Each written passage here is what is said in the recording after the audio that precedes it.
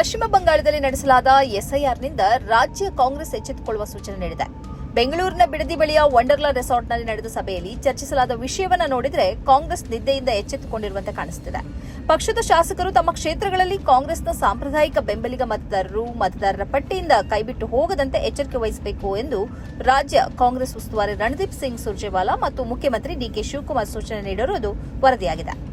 ಆದರೆ ಈ ಸೂಚನೆಯನ್ನು ಶಾಸಕರು ಎಷ್ಟಂಶ ಪಾಲಿಸುತ್ತಾರೆ ಮತ್ತು ಕಾಂಗ್ರೆಸ್ ಕಾರ್ಯಕರ್ತರು ಮೈಕೊಡವಿ ಯಾವಾಗ ಮನೆ ಮನೆ ಭೇಟಿ ಕೊಟ್ಟು ಕನಿಷ್ಠ ತನ್ನ ಮತದಾರರ ಬಗ್ಗೆ ಕಾಳಜಿ ತೋರ್ತಾರೆ ಅನ್ನೋದರ ಮೇಲೆ ಇದರ ಫಲಿತಾಂಶ ಅವಲಂಬಿಸಿದೆ. ಕೇಂದ್ರ ಬಿಜೆಪಿ ನಾಯಕರ ಕಣ್ಣು ಕರ್ನಾಟಕದ ಮೇಲಿದೆ. ಎಸ್ಐಆರ್ನಲ್ಲಿ ಕಾಂಗ್ರೆಸ್ ಶಾಸಕರ ಕ್ಷೇತ್ರಗಳನ್ನು ಬಿಜೆಪಿ ಟಾರ್ಗೆಟ್ ಮಾಡಿಕೊಂಡಿದೆ. ಹಾಗಾಗಿ ಮುಸ್ಲಿಮರು, ದಲಿತರು ಮತ್ತು ಒಬಿಸಿ ಮತದಾರರಿಗೆ ಕತ್ತರಿ ಹಾಕುವ ಸಾಧ್ಯತೆ ದಟ್ಟವಾಗಿದೆ. ಆದ್ರಿಂದ ಪ್ರತಿ ಶಾಸಕರು ತಮ್ಮ ಬೆಂಬಲಿಗರ ಬಗ್ಗೆ ಕಾಳಜಿ ತೋರಬೇಕು. ಅವರು ಮತದಾರರ ಪಟ್ಟಿಯಿಂದ ಹೊರಹೋಗದಂತೆ ಕಾವಲು ನಿಲ್ಲಬೇಕು ಅಂತ ಡಿಕೆಶಿ ತನ್ನ ಶಾಸಕರಿಗೆ ಎಚ್ಚರಿಕೆ ನೀಡಿದ್ದಾರೆ. ಪಶ್ಚಿಮ ಬಂಗಾಳದಲ್ಲಿ ಮಮತಾ ಬ್ಯಾನರ್ಜಿ ಸಾಕಷ್ಟು ಹೋರಾಡಿದ್ದಾರೆ. ಆದರೆ ಅವರ ಎಲ್ಲ ಪ್ರಯತ್ನವೂ ಮಣ್ಣು ಪಾಲಾಗಿದೆ. ಅವರ ಹೋರಾಟದ ಬಳಿಕವೂ ಅವರ ರಾಜಕೀಯ ಅಸ್ತಿತ್ವವನ್ನೇ ಕಸಿದುಕೊಳ್ಳಲಾಗಿದೆ. ಬಿಜೆಪಿಯ ಮುಂದಿನ ಗುರಿ ಕರ್ನಾಟಕ ಎಂಬುದರ ಬಗ್ಗೆ ಅನುಮಾನ ಬೇಕಿಲ್ಲ. ಆದ್ರಿಂದ ಎಸ್ಐಆರ್ ಪ್ರಕ್ರಿಯೆಯನ್ನು ಗಂಭೀರವಾಗಿ ಪರಿಗಣಿಸಬೇಕು. ಎಲ್ಲಾ ಶಾಸಕರು ತಮ್ಮ ಕ್ಷೇತ್ರದ ಜವಾಬ್ದಾರಿಯನ್ನು ವಹಿಸಿಕೊಳ್ಳಬೇಕು ಎಂದು ಡಿಕೆಶಿ ಎಚ್ಚರಿಕೆ ನೀಡಿದ್ದಾರೆ. ಆದರೆ ಡಿಕೆಶಿ ಕೆಲಸ ಇಲ್ಲಿಗೆ ಮುಗಿಯೋದಿಲ್ಲ. ಕಾಂಗ್ರೆಸ್ ಶಾಸಕರೆಂದರೆ ಆರಾಮಾಗಿ ಎಲ್ಲವೂ ತನ್ನ ಬಳಿಗೆ ಬರಬೇಕು ಎಂಬ ರೀತಿಯಲ್ಲಿ ಇರುವವರೇ ಹೆಚ್ಚು. ಒಂದು ಬಗೆಯ ನಿರ್ಲಕ್ಷ್ಯ ಭಾವ ಶಾಸಕರಲ್ಲಿದೆ. ಸದ್ಯ ಶಾಸಕರು ಮಾಡಬೇಕಾಗಿರೋದೇನೆಂದ್ರೆ ತನ್ನ ಕ್ಷೇತ್ರದ ಎಲ್ಲ ನಾಯಕರನ್ನ ಮತ್ತು ಕಾರ್ಯಕರ್ತರನ್ನ ಒಟ್ಟು ಸೇರಿಸಬೇಕು. ತಮ್ಮ ಕ್ಷೇತ್ರದ ಪ್ರತಿ ಮನೆ ಮನೆಗೂ ಕಾರ್ಯಕರ್ತರು ಭೇಟಿ ನೀಡುವಂತೆ ಮಾಡಬೇಕು. ಕಾಂಗ್ರೆಸ್ಗೆ ಬೂತ್ ಆಫೀಸ್ ಏಜೆನ್ಸಿಗಳನ್ನು ನಿಯುಕ್ತ ಮಾಡುವುದಕ್ಕೆ ಚುನಾವಣಾ ಆಯೋಗದಿಂದ ಅವಕಾಶ ಇದೆ. ಈ ಏಜೆನ್ಸಿಗಳು ಮತದಾರರ ಪಟ್ಟಿಯಲ್ಲಿ ಇರುವವರ ಬಗ್ಗೆ ಪರಿಶೀಲನೆ ನಡೆಸಬೇಕು, ಮನೆಯವರನ್ನ ಸಂಪರ್ಕಿಸಬೇಕು, ಸ್ಪೆಲ್ಲಿಂಗ್ ಮಿಸ್ಟೇಕ್ ಇದ್ರೆ ಅಥವಾ ಇನ್ನಿತರ ತೊಂದರೆಗಳಿದ್ರೆ ಅದನ್ನು ಸರಿಪಡಿಸುವ ಪ್ರಯತ್ನಕ್ಕೆ ನೆರವಾಗಬೇಕು.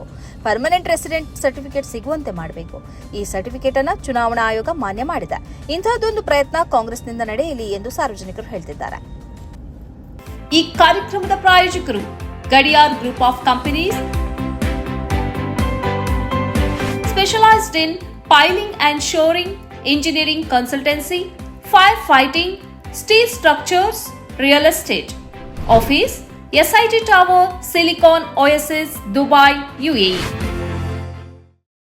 ಸ್ನೇಹಿತರೆ, ನಿಮ್ಮ ಅದ್ಭುತ ಬೆಂಬಲದಿಂದ ಸನ್ಮಾರ್ಗ ನ್ಯೂಸ್ ಚಾನೆಲ್ ಈಗ 2 ಲಕ್ಷ ಸಬ್ಸ್ಕ್ರೈಬರ್ಗಳನ್ನು ದಾಟಿದೆ. ಇದು ನಮ್ಮ ಯಶಸ್ಸಲ್ಲ, ಇದು ನಿಮ್ಮ ಯಶಸ್ಸು.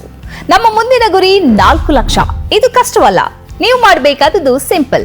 ನೀವು ಸನ್ಮಾರ್ಗ ನ್ಯೂಸ್ ಚಾನೆಲ್ ವಿಡಿಯೋವನ್ನ ನಿಮ್ಮ ಸ್ನೇಹಿತರಿಗೆ, ಕುಟುಂಬದವರೊಂದಿಗೆ ಹಂಚಿಕೊಳ್ಳಿ ಮತ್ತು ಅವರಲ್ಲೂ ಸಬ್ಸ್ಕ್ರೈಬ್ ಮಾಡಲು ಹೇಳಿ. ನೀವು ಶಕ್ತಿಯನ್ನು ಕೊಡಿ, ನಾವು ನಿಖರ ಸುದ್ದಿ ಕೊಡ್ತೇವೆ. ಧನ್ಯವಾದಗಳು.